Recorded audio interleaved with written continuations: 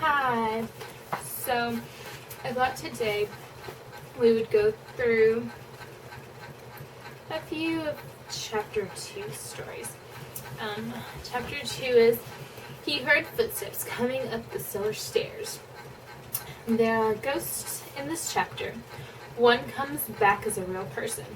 Another takes revenge on her murderer. And there are other strange happenings. The first one in this chapter is called The Thing. Ted Martin and Sam Miller were good friends. They spent a lot of time together. On this particular night, they were sitting on a fence near the post office, talking about one thing and another. There was a field of turnips across the road. Suddenly, they saw something crawl out of the field and stand up. It looked like a man, but in the dark, it was hard to tell for sure.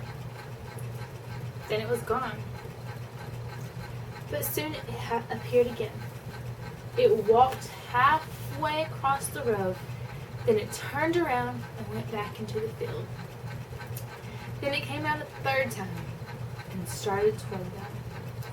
By now, Ted and Sam were scared, and they started running.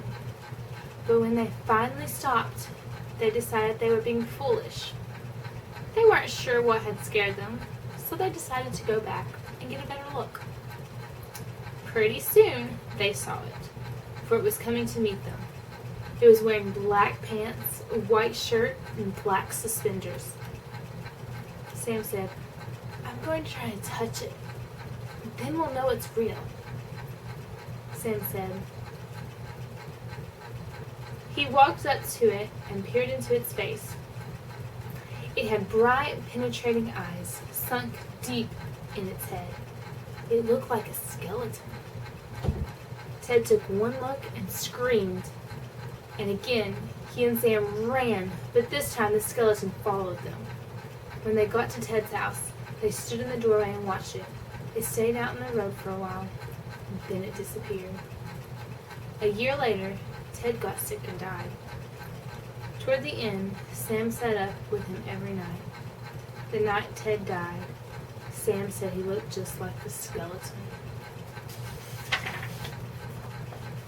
Cold as clay.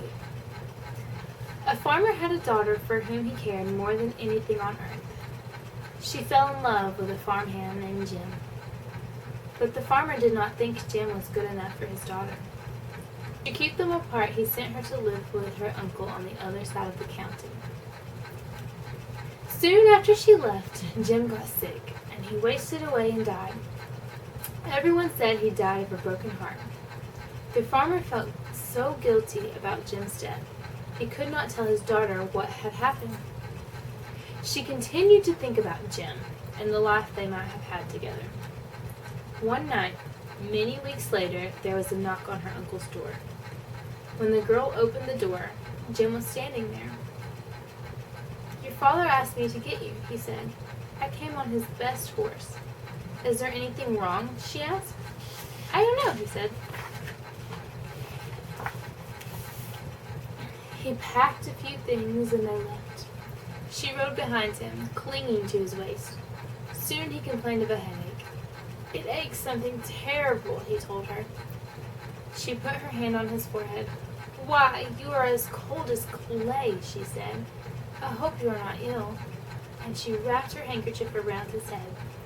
They traveled so swiftly that in a few hours they reached the farm. The girl quickly dismounted and knocked on the door. Her father was startled to see her.